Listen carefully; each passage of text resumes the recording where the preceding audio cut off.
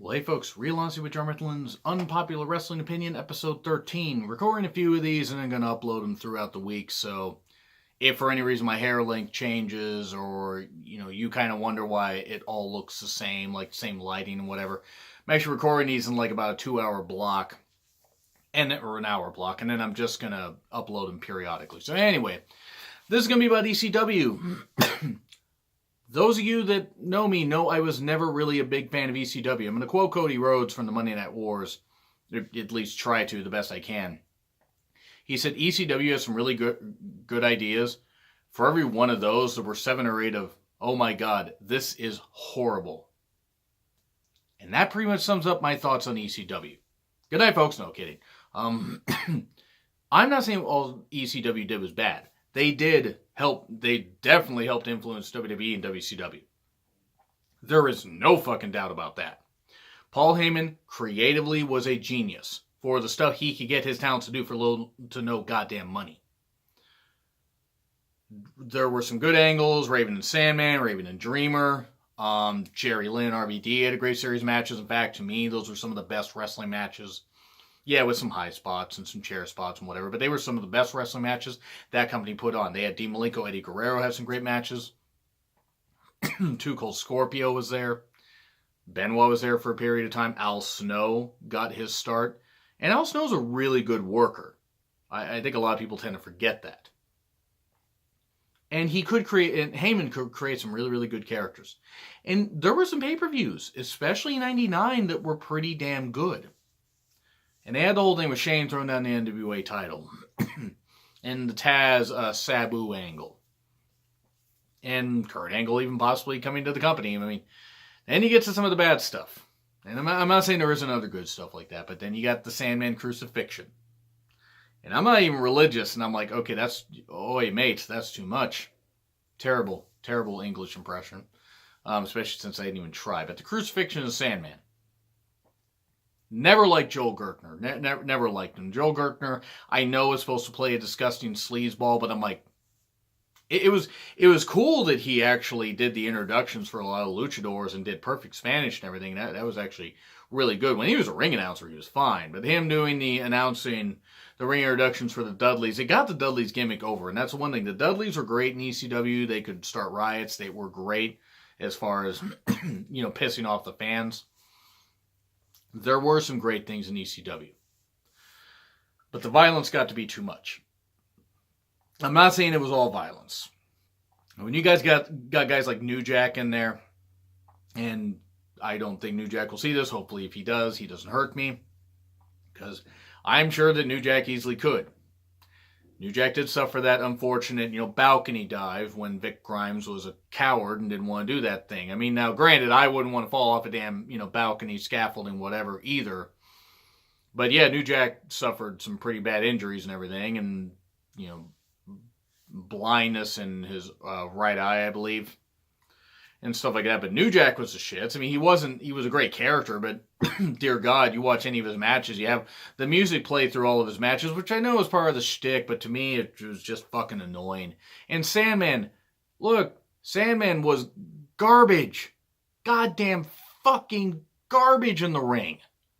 I know there are some ECW fans that are going to watch this. I'm not discounting you guys or saying that you guys that like ECW are bad. Not all. I talked to some very, very cool people that love ECW. I'm not saying there weren't aspects of it that I didn't love too. But for those that are acting like, oh, it was such a great wrestling company, it was this, it was this, it was that, it was Car Crash TV. Now, if Vince hadn't co-branded with Heyman and done a, joint effort to try and get WWE viewership back up, Vince would have died. Vince's company would have died. It was ECW that essentially saved WWE's brand. I'm not saying that it was all ECW, but a lot of it was. Let's not act like, it was Shawn and Triple H that said, hey, we need to get edgier programming. Well, you take a look at what ECW was doing even in '95. They did have the Rotten Brothers do the Taipei, death match. Stupid. Just all the blood and shit, just stupid. I'm sorry, but if you're going to cut yourself that much or get cut that much, you're a fucking idiot if you're going to bleed that much. Now, yeah, they bled a lot in the NWA. They bled a lot in some territories. The Sheik, it was amazing. The original Sheik, amazing how he had any goddamn blood left at all after some of his matches, up in Detroit and everything at the Kobo. But yeah, I'm sorry. And yeah, this is going to kind of turn into an ECW bashing session. So if you're an ECW fan, you may not want to keep watching this. But again, you guys are awesome. If people love ECW, if it energizes you, great. I'm not saying I didn't get caught up in the energy. But that company, a lot of times, was shit. I mean, they were. When Sandman's one of your top guys, yeah, the entrance, the cane swinging, the beer can crashing into the face, that was great. And then the bell rang. That guy was like me trying to do shit in the ring. Except I'm not drunk. It was really, really rotten to watch Sandman in the ring. You had Terry Funk at like 53, 54 years old doing moonsaults and doing some great things. And Terry Funk put over a lot of cool people. And Dreamer was a guy that did really, really well there. I like the Taz Sabu feud that they did. I gotta be honest, Shane Douglas as a talker was great, but boy, by 97, 98, I mean, I know his injuries have piled up. I never liked Shane Douglas that much anyway. He was great as an antagonist in ECW. But look at his stuff outside of that. His WWE run, his early 91 run, actually, when he was in the 91 Royal Rumble and did pretty well for himself, that was pretty good. I don't think he was with the company very long. His WCW run, the Dynamic Dudes, whatever, but his teaming with Ricky Steamboat, they were a great team. Shane Douglas is a good worker. A lot of people tend to forget that. But Shane Douglas's work by 97, 98 was shit. I'm sorry, it just was. Especially by 99. Now again, injuries. I believe he had a massive elbow problem. I mean, he had to wear that freaking Mo Vaughn. Yes, going back, baseball history to Mo Vaughn, that giant arm, armor that he had, the armor. And same with Barry Bonds, so that may have been to just make his arms look as big as his freakishly large head, because he did steroids, the fucking idiot that he is. Barry Bonds is not the home run king. I don't care what the numbers say. Hank Aaron is. Barry Bonds never deserved that. Moving back to ECW. ECW drew some great crowds. They did really well in spite of all that stuff, but the violence got to be too damn much. Way too damn much. It got to be where, okay, you had a table on fire, and it's in the third match. Or fourth match. Now, sometimes it was actually the main event. It was paced pretty well there.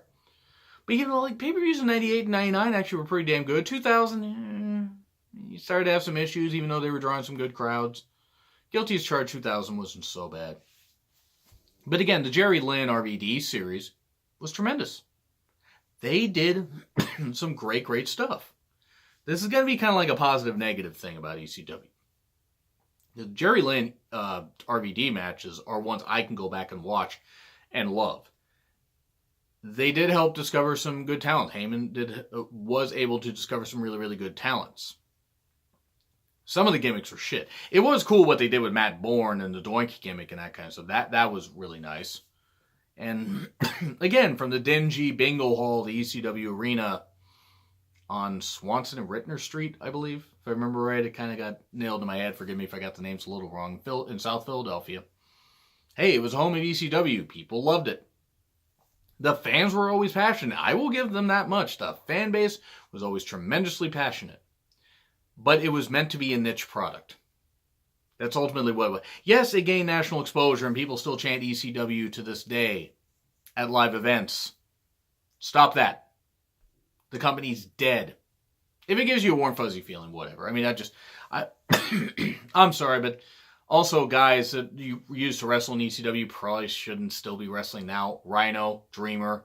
I don't think Raven's wrestling anymore. Raven was a really good character at ECW found. Heyman and Scott Levy, Raven came up with that. The former Johnny Polo and that kind of stuff. He came up with a really good gimmick.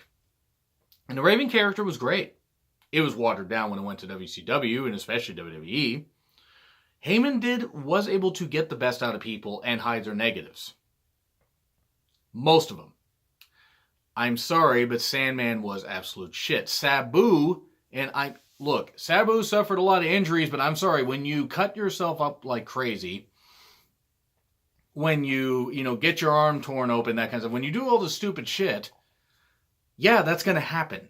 And Sabu is a botch machine. As talented as he is, as athletic as he is, he's a freaking botch machine. To me, Sabu, more often than not, was rotten. He has some impressive moves, though. Blue Meanie was somebody... I'm not knocking Blue Meanie. Blue Meanie hit a really good moonsault, and he played his character well. And seemed to be a generally nice guy. Dreamer was somebody who beat his body up, bled, paid the price to be an ECW wrestler, and earned so little money for so long that it's unfortunate he keeps... I know he keeps wrestling because he loves it, but I don't want to see Dreamer wrestle. When they brought Dreamer back in 2015 in WWE, for that feud that the Dudleys had going on with the Wyatt family, did you want to see Dreamer wrestle at that point? I sure as fuck didn't. But you got that. There's a lot. The mass transit incident. That was something where, look, did New Jack go too far? Sure, but the kid, one, shouldn't have lied about his age, shouldn't have been in the damn ring anyway. So yeah, New Jack may have gone too far, but I wasn't there. I don't know how the fucking kid was. I don't know if the kid decided to take liberties and do that kind of stuff. If he was generally that and it was to teach him a lesson, okay, maybe the lesson went just a bit too far. But whatever. New Jack's New Jack. I'm not going to fucking tell New Jack what the fuck to do. No one's going to tell New Jack what the fuck to do. But when it came to ECW, and I'm just going to say it, because I've worn this shirt a lot, look at this face. Okay? Look at that face. Because that's essentially the reaction I made to a lot of stuff in ECW. They still had their fans. They were doing some great business, live event business, pay-per-view business. And they just went belly up, unfortunately. Is it terrible the ECW went belly up? I don't think the company would have run much past 2005 anyway, because they would have had to have changed their product completely to to get back on national TV. They wouldn't have been able to stay in business doing things the way they were. They would have had to have toned shit down. That's really kind of the legacy of ECW. Great characters that Heyman was able to cultivate. He was able to find some great talent. He was able to get the most out of, some rotten fruit when it came to some of these talents. Sandman, especially. Sorry, Sandman was hot fucking garbage in the ring. And there were others that were pretty much garbage in the damn ring. You had like Raven's Nest. I don't know who the hell. Besides Stevie Richards. I like Stevie Richards. I think Stevie Richards is actually probably one of the only people that should still be wrestling that was in ECW because he's still in phenomenal shape. I don't know why WWE hasn't brought him into the Performance Center because he could do some great things there. He could have a little bit of a run in NXT, but he could especially be a trainer. He could do well to teach people how to work. Stevie Richards was one of the shining stars of ECW. It's unfortunate he didn't get back. That old thing of him leaving to go to WCW and then coming back later, whatever. He tried to get more money. Don't blame him. Don't blame him one bit. And I would listen to interviews to find out, if I were you, I would listen to his interviews, find that out.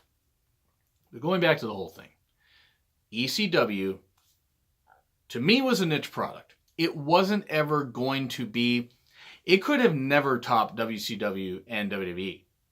They may have been drawing some great fans at live events. They may have been doing great merchandise sales, and I'm sure they were. They were doing some great pay-per-view buys for them. I'm sure they were. They're probably doing better than some of the Impact pay-per-views, even though that was, Impact was way later down the line. And yeah, there's my one shot Impact. Impact even was influenced by ECW when they were in the Asylum. They had Sandman and New Jack and some various other ECW wrestlers there. And that was kind of cool because it was a little bit of a flashback to ECW. And it was soon after the company had died, or gone bankrupt, to where, okay, you can do this kind of stuff.